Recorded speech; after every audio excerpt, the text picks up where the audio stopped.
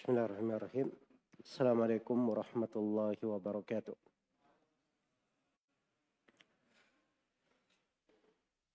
Innal hamdalillah nahmaduhu wa nasta'inuhu wa nastaghfiruh wa na'udzu billahi min shururi anfusina wa sayyiati a'malina. May yahdihillahu fala mudilla lahu wa may yudlil fala hadiya lahu. Asyhadu an la ilaha illallah wahdahu la syarika lah wa asyhadu anna Muhammadan abduhu wa rasuluh. Ya ayyuhalladzina amanu taqullaha haqqa tuqatih wa la tamutunna illa wa antum muslimun. Ya ayyuhan nasu taqu rabbakumul ladzi khalaqakum min nafsin wahidah wa khalaqa minha zawjaha wa batha minhuma rijalan katsiran wa nisaa'a wattaqullaha alladzi tasaaluna bihi wal arham innallaha kana 'alaikum raqiba. Ya ayyuhalladzina amanu taqullaha wa qulu qawlan sadida yuslih lakum a'malakum wa yaghfir lakum dhunubakum wa may yuti'illaha wa rasulahu faqad faza fawzan 'azima amma ba'd. Fa inna asdaqal hadithi kitabullah wa khairal hadi hadi Muhammadin sallallahu alaihi wasallam wa syarral umuri muhdatsatuha fa inna kulla muhdatsatin bid'ah wa kulla bid'atin dhalalah wa kulla dhalalatin finnar. Ma'asyiral ikhwah wal akhwat, kaum muslimin dan muslimat rahimani wa rahimakumullah. Alhamdulillah, ini saat-saat yang sangat berharga. Kita berada antara maghrib dan isya. Seorang yang selesai sholat, kemudian dia duduk di masjid menunggu sholat berikutnya, maka itu oleh Nabi SAW dikatakan seperti dia sedang sholat sepanjang dia masih menunggu. Diberi pahala orang yang seakan-akan sholat. Apalagi kalau keberadaannya di masjid, dia niatkan untuk i'tikaf di masjid dan duduk mendengarkan dari ajaran-ajaran agama, dari ilmu syar'i, maka itu adalah kebaikan yang sangat besar sekali. Kebaikan yang sangat besar. Bahkan dikatakan oleh Nabi sallallahu alaihi wasallam, ulaikal alqaum la yashqa bihim jalisuhum. Mereka adalah satu kaum yang teman duduknya tidak pernah merugi. Karena itu kita bersyukur kepada Allah Subhanahu wa taala atas segala nikmat dan karunia-Nya. Juga saya berterima kasih kepada teman-teman yang menjadi sebab terselenggaranya acara ini, dan juga kepada pihak takmir masjid. Semoga Allah Subhanahu wa taala memberikan pahala yang sebesar-besarnya dan menggolongkan kita semua sebagai orang-orang yang selalu bekerja sama di dalam kebaikan dan ketakwaan. Dalam hadits Abu Mas'ud Al-Ansari atau Al-Badri di riwayat Muslim, Rasulullah sallallahu alaihi wasallam bersabda, "Wa man dalla ala khairin falahu ajr ka ajri fa'ilihi." Siapa yang menunjukkan sebuah kebaikan, maka dia mendapat pahala seperti pahala orang yang mengerjakannya. Semoga kita semua digolongkan kepada orang-orang yang memperoleh dari kebaikan dan keutamaan ini. Orang-orang yang menjadi sebab langgengnya dan terus mengalirnya dari ilmu agama yang Allah Subhanahu wa taala muliakan umat Islam dengan hal itu.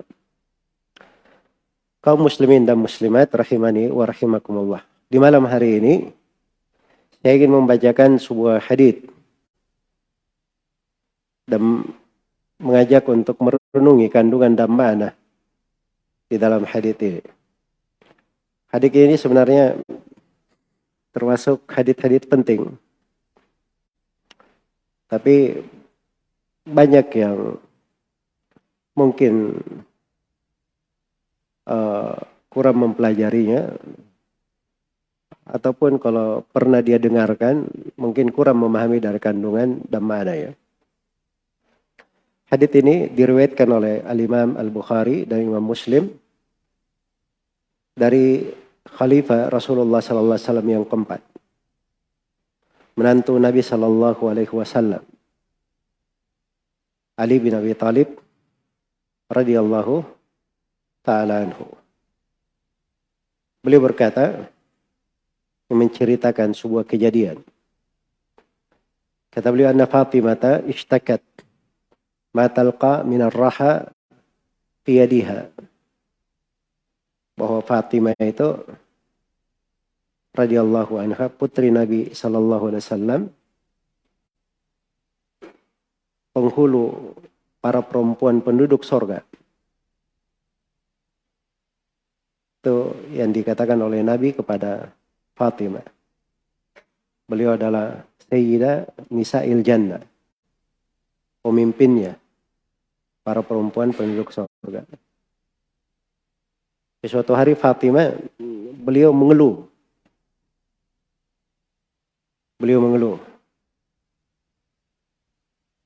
Tentang apa yang beliau temukan di tangannya dari kulit melepuh karena banyaknya bekerja. Iya. Jadi tidak dibayangkannya seperti perempuan sekarang ini ya. Semuanya serba, Masya Allah, serba gampang. Mungkin kalau diceritakan seperti ini, dia bertanya, ini kejadian di planet mana? Bagi perempuan di masa sekarang. Padahal ini di masa dahulu juga, waktu saya kecil saya masih menyaksikan. Ya ibu-ibu kita, nenek-nenek kita, kalau mau makan, itu berasnya dimasukin dulu di di alun itu, tumbuk, baru kita makan. Ya, itu berbekas di tangan kadang ibu-ibu kita. Ini lebih raha ini, kalau bahasa Arab itu tempat alun juga, tapi biasanya didorong pakai tangan atau dipukul. Ya, mungkin alun yang saya lihat di ibu-ibu saya itu, nenek-nenek saya, itu mungkin tidak seperti ini. Jelas ya? Jadi kenapa Fatimah datang kepada Nabi sallallahu alaihi wasallam? Karena waktu itu kata Ali, wa atan Nabiy sallallahu alaihi wasallam sabyun. Datang kepada Nabi sallallahu alaihi wasallam sekelompok budak-budak tawanan perang. Nah, itu biasanya kalau ada seperti itu ada bagian dibagikan. Dan mungkin Nabi sallallahu alaihi wasallam punya jatah. Nah, maka Fatimah datang untuk meminta ada pembantu untuk dia di rumahnya. Untuk meringankan kerjaannya. Jelas ya? Maka dikatakan oleh Ali bin Abi Thalib radhiyallahu taala anhu, "Fantalaqat falam tajidhu." Fatimah pergi ke rumah Nabi sallallahu alaihi wasallam, tetapi Fatimah tidak menemukan Nabi di rumahnya. Tidak menemukan Nabi sallallahu alaihi wasallam di rumahnya. Walakiyat Aisyah radhiyallahu anha fa akhbaratha. Tapi Fatimah berjumpa dengan Aisyah radhiyallahu anha. Akhirnya Fatimah radhiyallahu anha memberitahu kepada ibunda kita Aisyah radhiyallahu anha maksud kedatangannya. Falamma ja'a an-nabiy sallallahu alaihi wasallam akhbaratku Aisyatu bimaji'i Fatimah ilaiha. Begitu Nabi sallallahu alaihi wasallam tiba di rumah, Maka Aisyah pun mengabarkan kepada Nabi Sallallahu Alaihi Wasallam akan kedatangan putrinya Fatimah radhiyallahu anha. Maka dikatakan oleh Ali radhiyallahu taala anhu, "Faja'a an-nabiy sallallahu alaihi wasallam ilaina wa qad akhadna madaji'ana." Maka datanglah Nabi sallallahu alaihi wasallam kepada kami dan kami waktu itu sudah mengambil tempat-tempat tidur kami. Maksudnya sudah berada di pembaringan kami. Sudah ada di pembaringan kami. Iya. Fadhahabna nakum. Begitu dengar Nabi sallallahu alaihi wasallam datang, kami berdiri. Pergi untuk berdiri. Kata Nabi sallallahu alaihi wasallam, faqala Nabi sallallahu alaihi wasallam, ala makanikum. Hendaknya kalian berdua tetap di tempat tidur kalian. Iya. Baik. Faqa'ada bainana hatta wajadtu barda qadamihi ala sadrihi. Kata Ali bin Abi Thalib radhiyallahu taala anhu, maka Nabi pun duduk antara kami berdua. Antara Ali dan Fatimah istrinya. Nabi duduk di situ sampai saya temukan kaki Nabi Shallallahu Alaihi Wasallam, dingin kaki beliau itu di dadaku. Iya, ya mungkin duduk begini ya, terlentang. Kakinya itu kena ke dada Ali bin Abi Thalib. Iya. Atau barangkali menantu dia urut mertuanya kan begitu.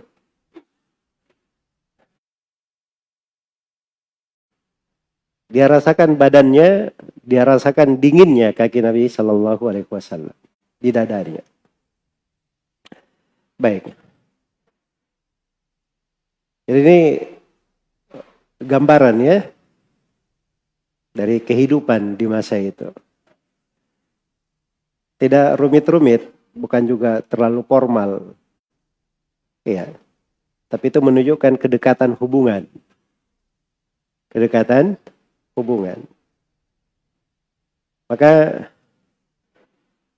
kata Nabi sallallahu alaihi wasallam setelah itu, ala uallimukuma khairan mimma sa'altuma. Inginkah kalian berdua saya ajari hal yang lebih baik dari apa yang kalian berdua minta? Minta apa tadi ini? Ke rumah Nabi minta apa? Minta membantu kan? Nah sekarang Nabi bilang, inginkah kalian berdua saya ajari lebih baik dari pembantu? Tunggu dulu, yang datang meminta siapa tadi? Hah? Fatimah kan? Tapi kenapa Nabi bilang, saya ajari kalian berdua lebih baik dari apa yang kalian berdua minta? Dianggap dua orang yang minta. Ya Allah alam ya, ini kebiasaan perempuan di masa itu. Biasanya kalau dia berbuat sesuatu, itu dia sudah minta izin dari suaminya. Makanya itu dianggap permintaan mereka berdua. Atau mungkin Fatimah mengabarkan kepada Aisyah radhiyallahu anha bahwa ini permohonan Fatimah dan siapa? Dan suaminya. Iya. Ala kulli hal kita juga mengambil pelajaran ya, etika dan adab gitu dalam kehidupan berumah tangga. Kadang istri itu kalau dia berbuat sesuatu, walaupun tidak mesti dia beritahu suaminya, tapi dia beritahu dulu kepada suaminya. Diambil ridhonya. Diambil ridho suaminya. Nah, itu akan terjadi hal yang bagus biasanya. Tapi kalau seperti yang biasa kita dengarkan, ya kadang istri-istri di rumah itu laksana pendekar. Jadi kemauannya harus yang terjadi. Nah, ini kadang juga kurang bagus ya. Tapi harusnya pada hal yang menjalin hubungan itu sisi kebersamaan di dalam rumah tangga itu harusnya nampak dan kelihatan.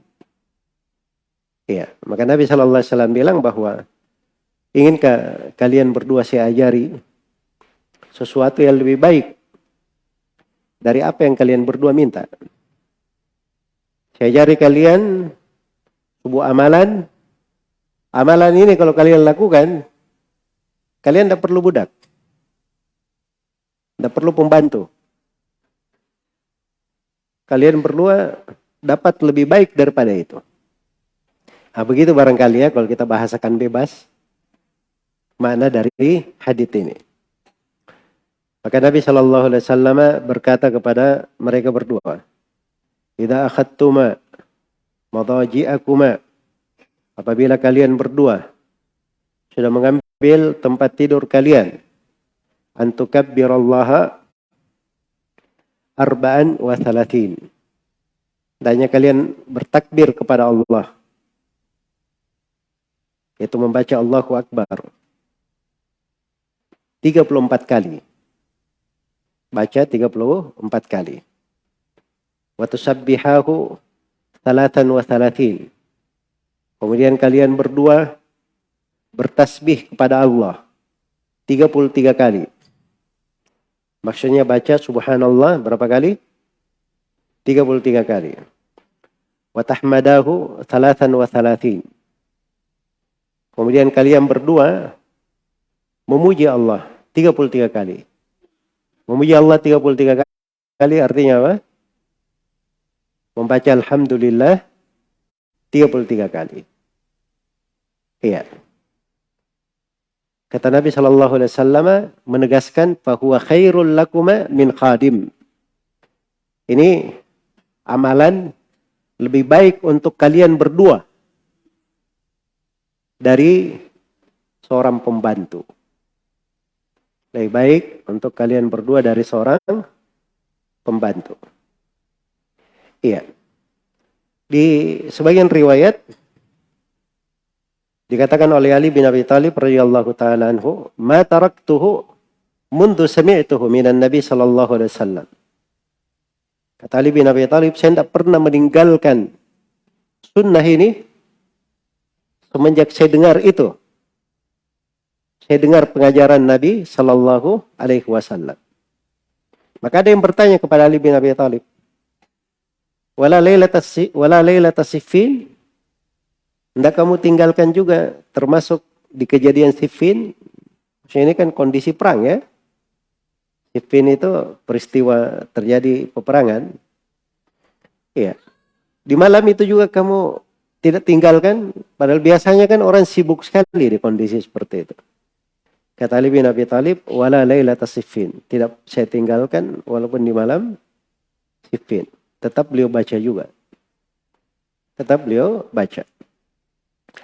Ini hadits subhanallah ya. Memberikan kepada kita banyak pelajaran. Hanya saja di kesempatan ringkas ini saya poinkan beberapa perkara penting. Yang pertama, ilmu itu selalu lebih baik dari segala hal yang dicari oleh manusia, diperlukan oleh manusia dari dunianya. Ilmu lebih baik daripada harta. Ilmu lebih baik daripada dunia. Ilmu itu menjaga kamu. Kita berbuat salah, dia punya ilmu, ditegur, dihardik. Dia masuk di dalam hal yang diharamkan, ada yang mengingatkannya. Dikala dia bersedih, ada yang menghiburnya. Dikala dia misalnya kena musibah, ada yang menguatkannya.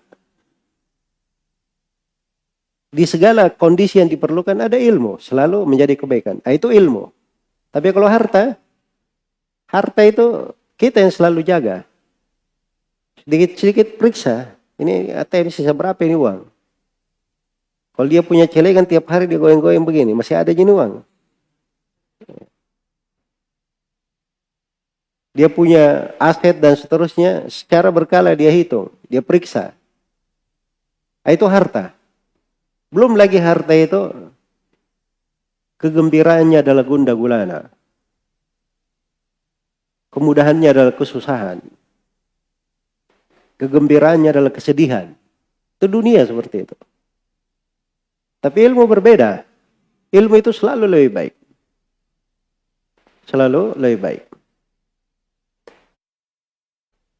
Dan ini makna di dalam kehidupan Nabi Shallallahu Alaihi Wasallam selalu ditanamkan. Beliau didik keluarganya, para sahabatnya di atas makna yang agung ini. Itulah di antara kekuatan umat ini. Dan saya akan bicara masalah kekuatan.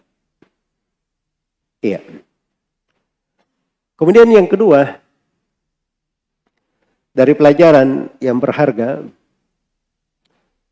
yang bisa kita petik dari hadits yang mulia ini, terdapat dari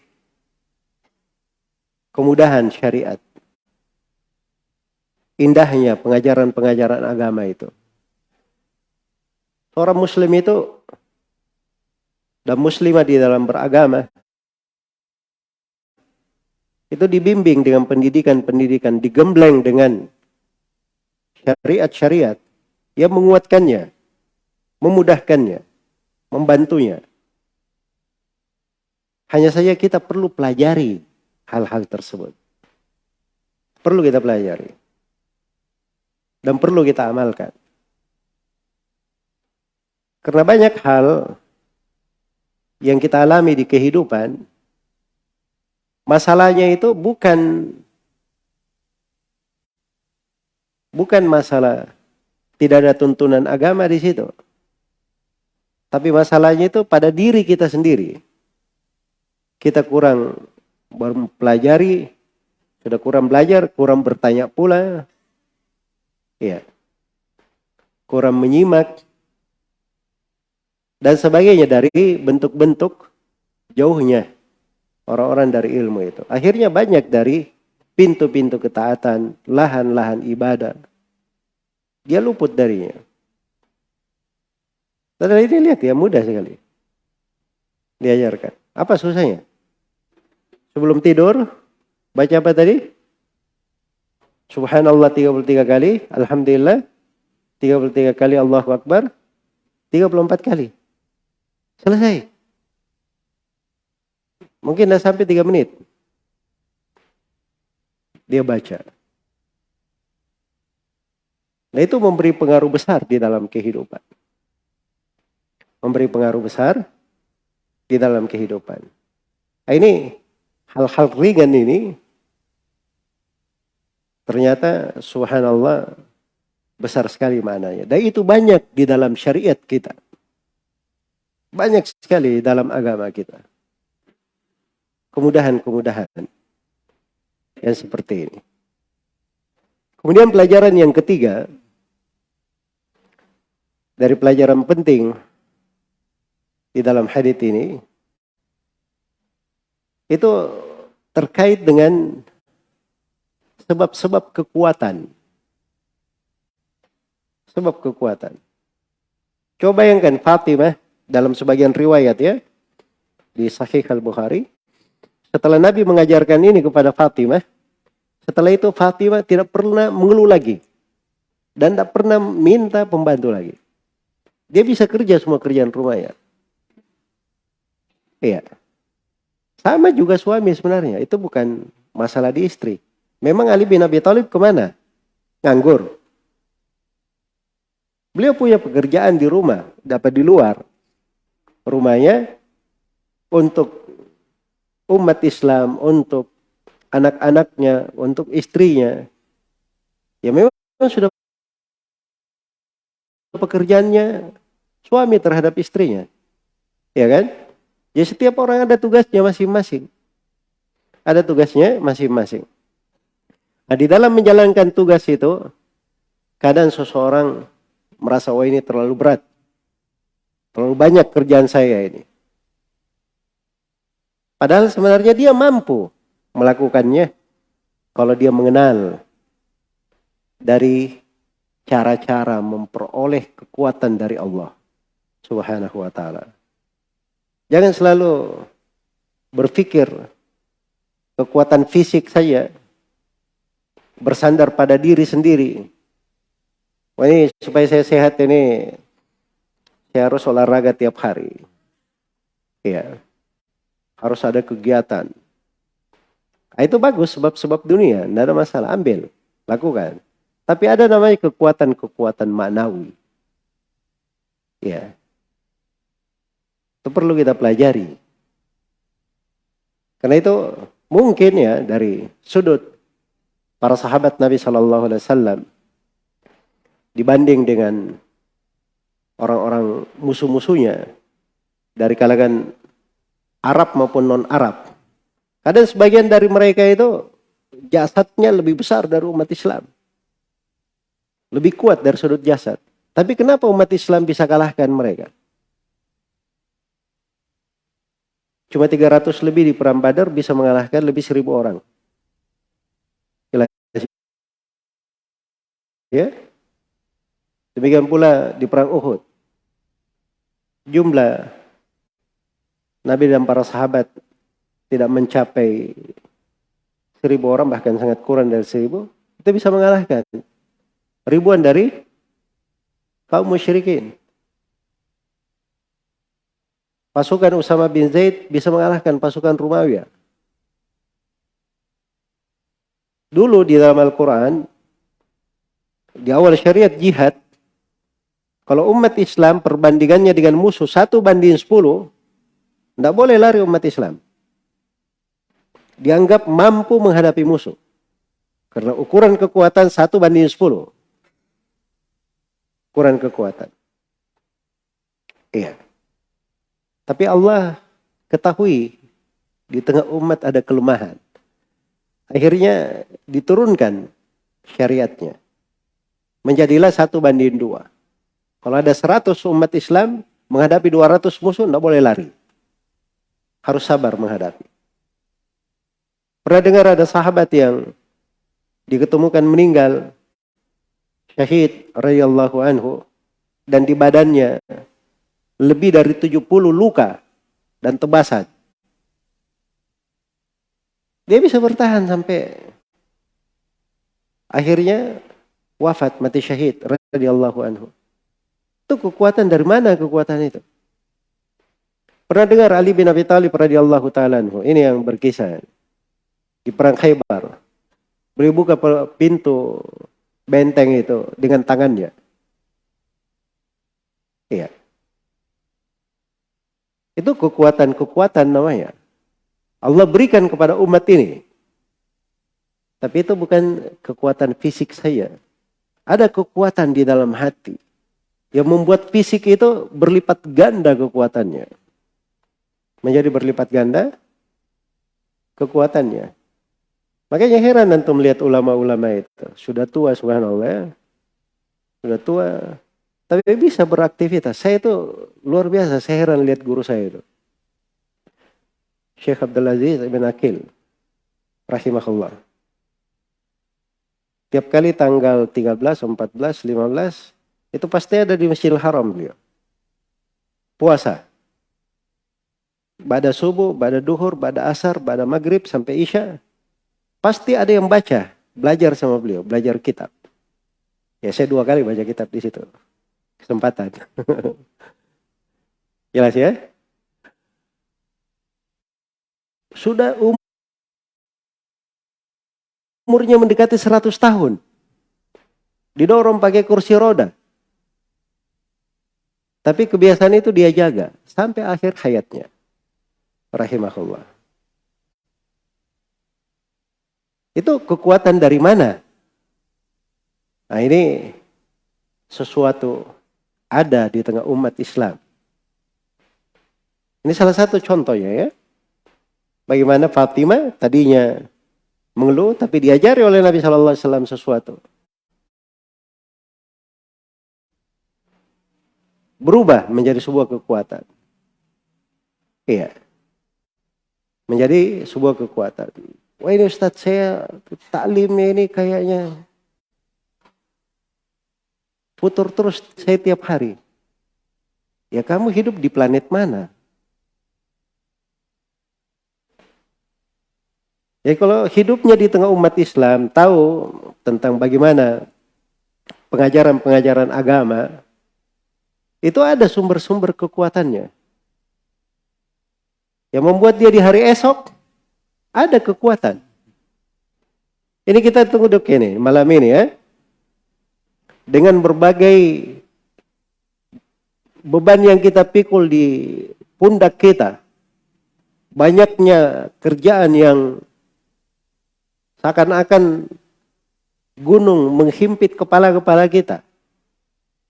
Tapi kalau seorang masuk di waktu malam, dia baca 2 ayat terakhir dari surah Al-Baqarah, kata Nabi sallallahu alaihi wasallam, "Man qara'a ayataini min akhir surah Al-Baqarah kafata."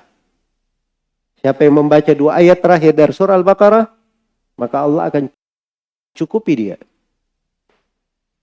Dicukupi segala hal yang belum lengkap di hari ini, apa yang akan dia ini besok, dan seterusnya.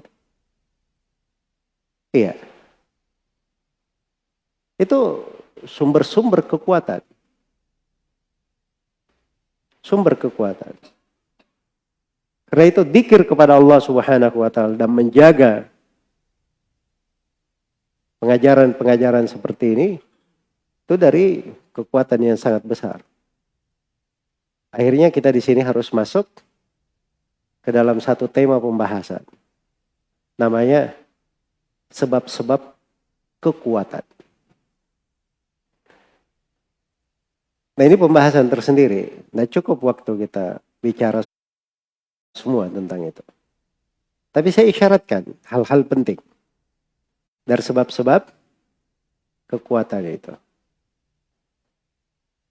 Rasulullah sallallahu alaihi wasallam bersabda di dalam hadits Abu Hurairah yang diriwayatkan oleh Imam Muslim, "Al-mu'minul qawi khairun wa ahabbu ila Allah minal mu'minid dhaif."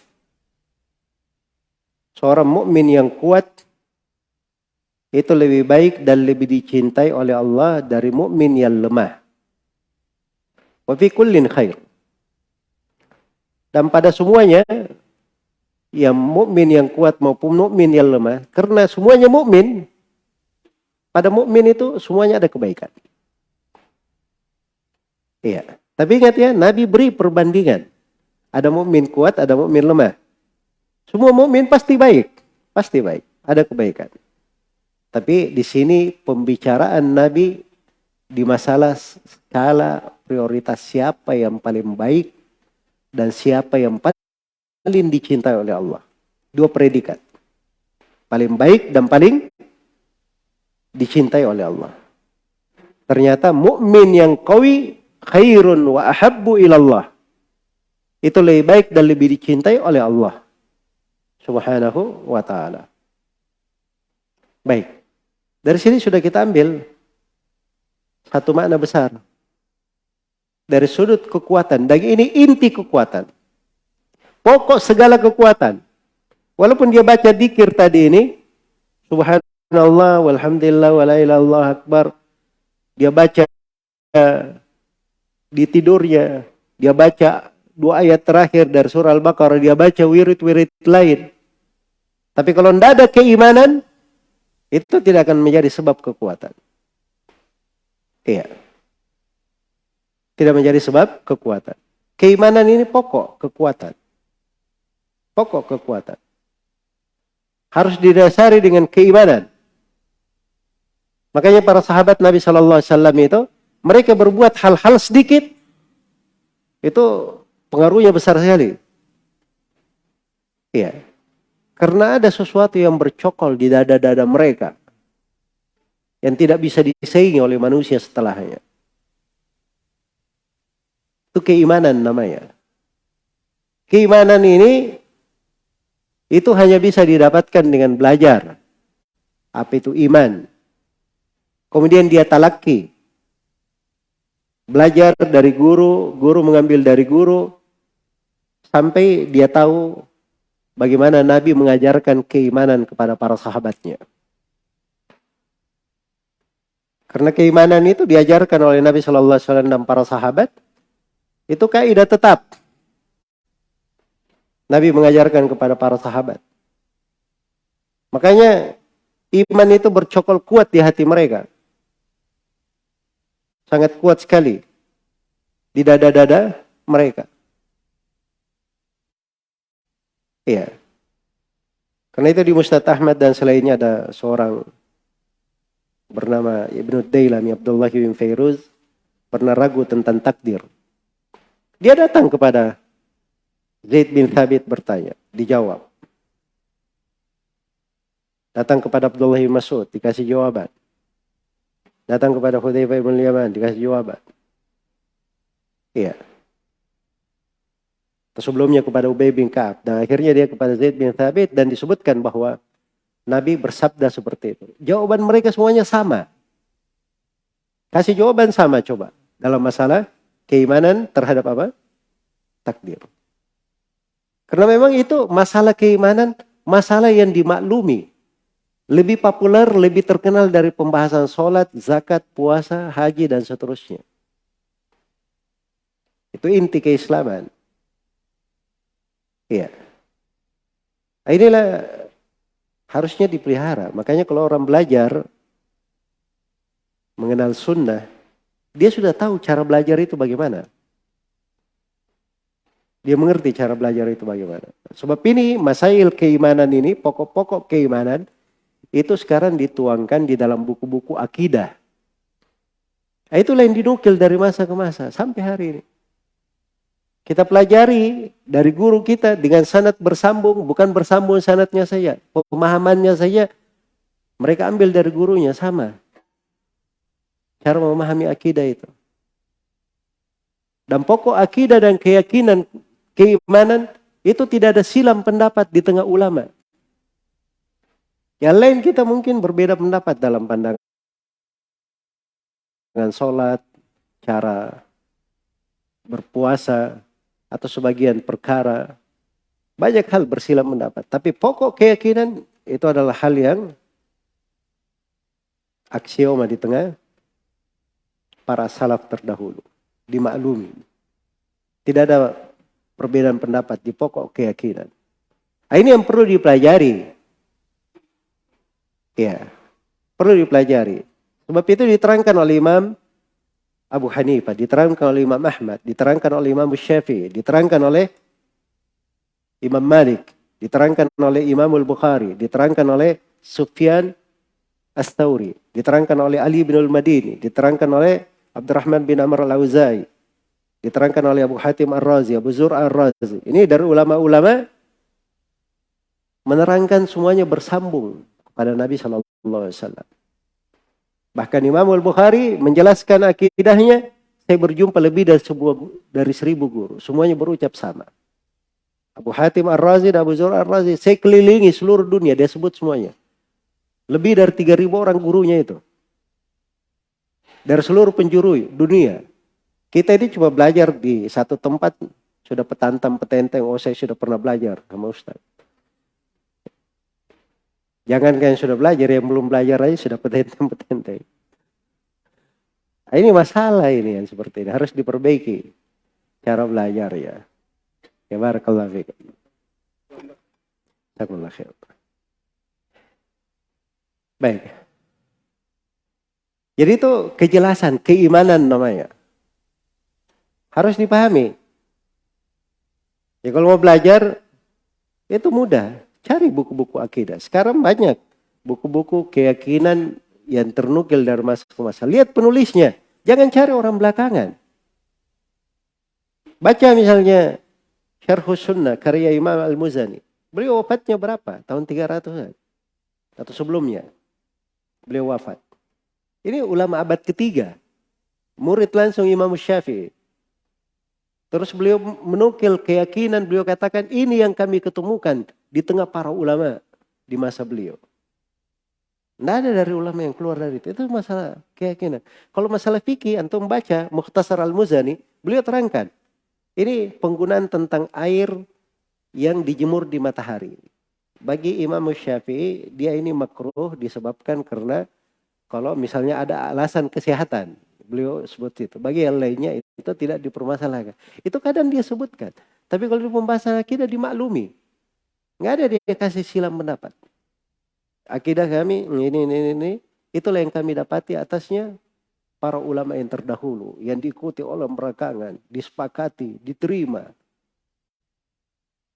Yang jelas-jelas ini di masa belakangan menjadi kabur. Kenapa? Kadang dia tidak tahu belajar iman itu, akidah yang benar itu dari mana. Satu. Yang kedua, kadang kesibukannya bukan di situ. Kesibukannya di pembahasan yang lain. Jago di ahli fikih, jago nahu, jago sorof, jago ini. Tapi kalau masuk di pembahasan ini, kayak orang tidak pernah mengenal ilmu. Ragu di sana sini. Nah, ini bukan kekuatan namanya. Jadi kekuatan itu dimulai dulu dari keimanan. Dari iman itu subhanallah, ada namanya rukun iman. Ada namanya cabang-cabang keimanan. Ada dasar syahnya iman. Ada pelengkapnya yang wajib. Ada pelengkapnya, penyempurnanya yang sunnah. Banyak sudut dari keimanan tersebut. Ya, ini kita belum apa-apa ya, sudah ada nih. Baik. Jadi maksudnya ini keimanan ya, satu inti pokok. Namanya keimanan. Ini sumber kekuatan. Kita berputar di seputar mana iman saja. Di situ umat Islam berjenjang-jenjang di dalam kekuatannya. Ingin kita selami nih keimanan. Dan lihat mana-mana kekuatan di dalamnya. Banyak sekali. Banyak sekali. Dari sumber kekuatan. Iya. Karena itu seorang mukmin di kehidupan dunianya. Kalaupun dia ada masalah. Masalah itu tidak menghancurkannya. Tidak membuatnya terpuruk. Kayak pohon begitu ya. Kalau orang kafir itu kayak pohon keras begitu. Kena angin gitu, ada angin kencang, dia tidak goyang. Woi, bagus ini kafir ini, tidak goyang. Tapi begitu datang angin lebih kencang, patah, tidak bisa balik lagi. Tapi seorang mukmin, dia itu bagikan pohon yang lembut. Kena angin dari arah timur dia ke barat, tapi balik lagi. Ya, terus begitu, kena kencang-kencang, tapi balik lagi. Ya, lama kelamaan akhirnya menjadi kuat. Ada angin kemanapun tidak ada masalah, dia kuat. Nah, itu dikasih perumpamaan seperti itu. Seorang mukmin itu. Jelas ya? Jadi musibah-musibah yang pukulan-pukulan yang menimpanya itu tidak membahayakan dia, tidak melemahkan dia. Justru menambah kekuatannya. Karena ada keimanan.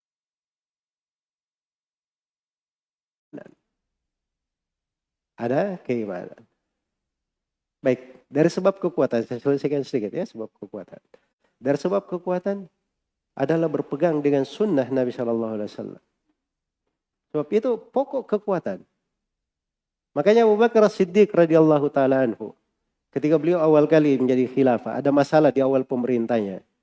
Kita tahu semua ya, banyak orang yang murtad apa. Bagaimana Abu Bakar menenangkannya?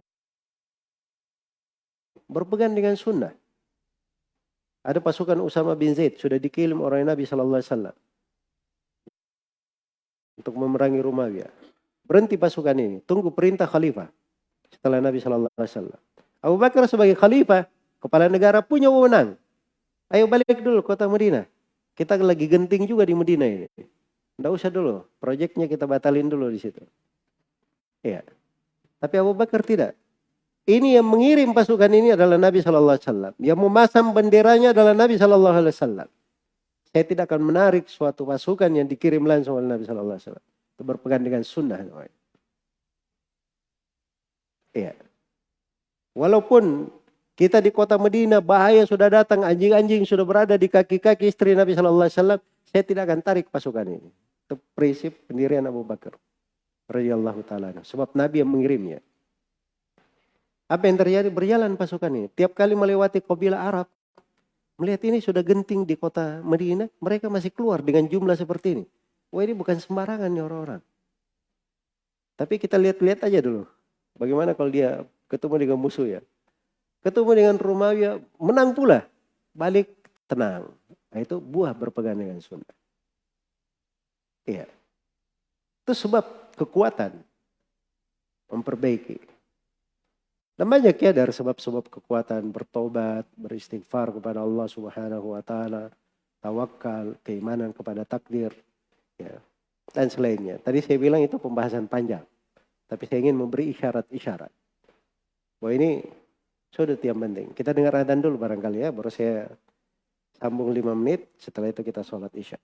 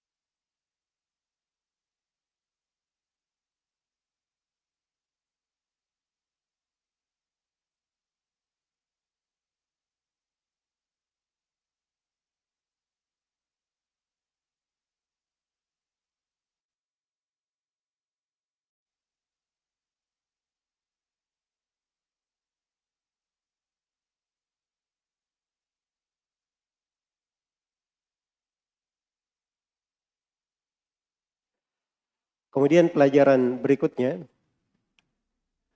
ini dari pelajaran berharga juga. Potret kehidupan para sahabat Rasulullah Sallallahu Alaihi Wasallam. Jadi apa kata Ali bin Abi Thalib setelah diajari oleh Nabi tadi? Hah? Kata Ali bin Abi Thalib, "Fama taraktuhu ba'dama sami'tuhu minan Nabi Sallallahu Alaihi Wasallam." Saya tidak pernah meninggalkan amalan itu setelah saya dengar dari Nabi Sallallahu Alaihi Wasallam. Selalu dijaga, dipelihara. Iya. Jadi memang kadang Nabi itu memberi wejangan khusus kepada sebagian sahabat. Jadi kalau wejangan khusus ke dia, itu biasanya sahabat itu walaupun sunnah itu dia pegang sampai mati. Walaupun ini sunnah. Karena dikasih wejangan khusus oleh Nabi Sallallahu Alaihi Wasallam. Makanya Abu Hurairah itu dalam hadits riwayat Bukhari dan Muslim, beliau berkata, "Awsani khalili bithalat." Saya diperintah atau diwasiatkan oleh kekasihku Nabi Muhammad Sallallahu Alaihi Wasallam 3 hal. Jadi kata Abu Hurairah, saya akan terus melakukannya hatta amut, sampai saya mati. Apa itu? Puasa 3 hari dalam sebulan. Ada dalam sebulan puasa 3 hari. Yang kedua, di waktu duha sholat 2 rakaat. Kemudian yang ketiga, dia tidur dalam keadaan sudah witir. Tidur dalam keadaan sudah witir. Dia witir sebelum tidurnya. Walaupun 1 rakaat. Boleh witir walaupun 1 rakaat. Jelas ya? Ini 3, kata Abu Hurairah, dia tidak tinggalkan sampai dia mati. Sampai beliau wafat. Abu Umamah Al-Bahili dikasih wejangan khusus oleh Nabi Sallallahu Alaihi Wasallam. "Alaika bis-shaum, fa innahu la mithla lahu." Hendaknya engkau berpuasa. Karena puasa itu tidak ada yang semisal dengannya. Makanya Abu Umamah, istrinya, keluarganya, mereka enggak dilihat kecuali puasa saja kerjanya. Terus berpuasa. Di antara hal yang menakjubkan juga adalah ibunda kita Ummu Habibah radhiyallahu anha, istri Nabi sallallahu alaihi wasallam. Ketika beliau mendengar bahwa Nabi sallallahu alaihi wasallam bersabda, "Man shalla 12 raka'ah fi yawmin wa laila, bunya lahu bihinna baitun fil jannah." Siapa yang salat 12 rakaat dalam sehari dan semalam. 12 rakaat rawatib ini maksudnya ya. Dalam sehari dan semalam. Maksudnya 4 rakaat sebelum duhur, 2 rakaat setelah duhur, 2 rakaat setelah maghrib, 2 rakaat setelah isya, 2 rakaat sebelum subuh. Itu 12 rakaat. Jadi siapa yang sholat 12 rakaat dalam sehari dan semalam, maka Allah bangunkan untuknya sebuah rumah di sorga. Kata Ummu Habibah, "Fama taraktuhunna ba'da ma sami'tuhu min Rasulillah sallallahu alaihi wasallam." Fama taraktuhunna mundu sami'tuhunna min Rasulillah sallallahu alaihi wasallam. Saya tidak pernah dengarkan itu. Saya tidak pernah tinggalkan itu. Semenjak saya mendengar dari Nabi sallallahu alaihi wasallam. Yang meriwayatkan dari Ummu Habibah namanya Ambasah Ibnu Abi Sufyan. Beliau juga berkata, saya tidak pernah meninggalkan itu semenjak saya dengar dari Ummu Habibah. Yang meriwayatkan dari Ambasah itu namanya Amr bin Aus. Amr bin Aus juga berkata, saya tidak pernah meninggalkan itu semenjak saya dengar dari Ambasah. Yang meriwayatkan dari Amr bin Aus namanya Nu'man bin Salim. Dia juga bilang sama, saya tidak pernah tinggalkan itu semenjak saya dengar dari siapa? Amr bin Aus. Kalau kita tiap hari kita dengar, belum tentu kita kerjakan. Nah, itu menjadi masalah. Berapa banyak ustadznya sampaikan.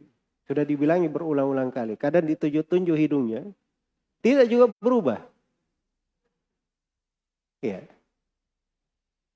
Nah, ini kurang namanya. Di dalam apa namanya? Pengagungan. Padahal ini penting di dalam kehidupan.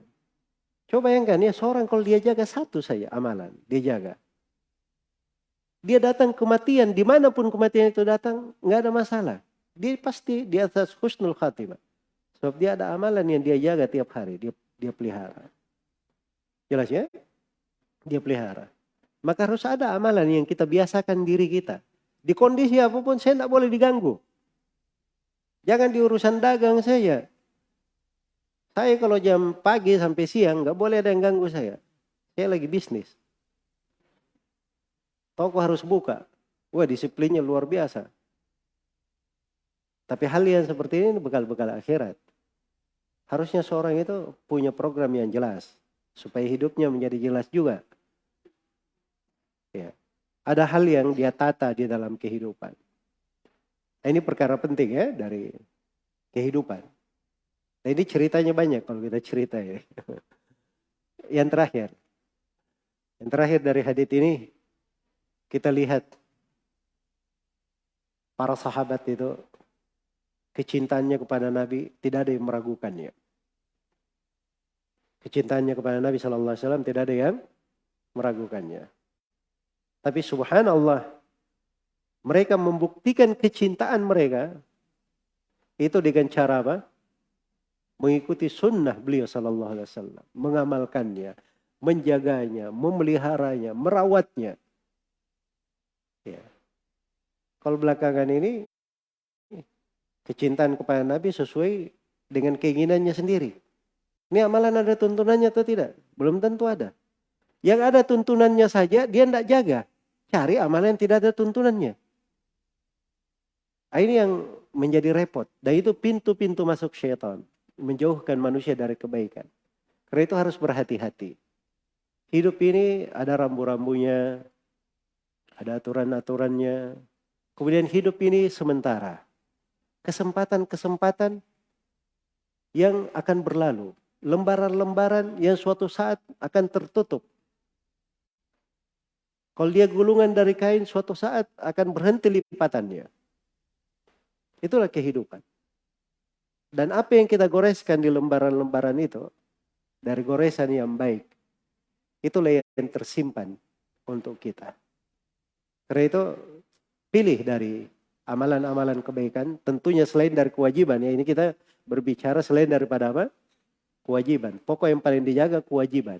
Di belakang kewajiban, dia pilih dari amalan-amalan yang dia pelihara, dia jaga sepanjang dia hidup, agar supaya itu menjadi bekal kebaikannya. Wallahu ta'ala alam. Semoga apa yang disampaikan bermanfaat untuk semuanya, dan saya mohon maaf atas segala macam kekurangan. Subhanakallahumma wa bihamdik, asyhadu an la ilaha illa anta, astaghfiruka wa atubu ilaik, walhamdulillahi rabbil alamin. Assalamualaikum warahmatullahi wabarakatuh.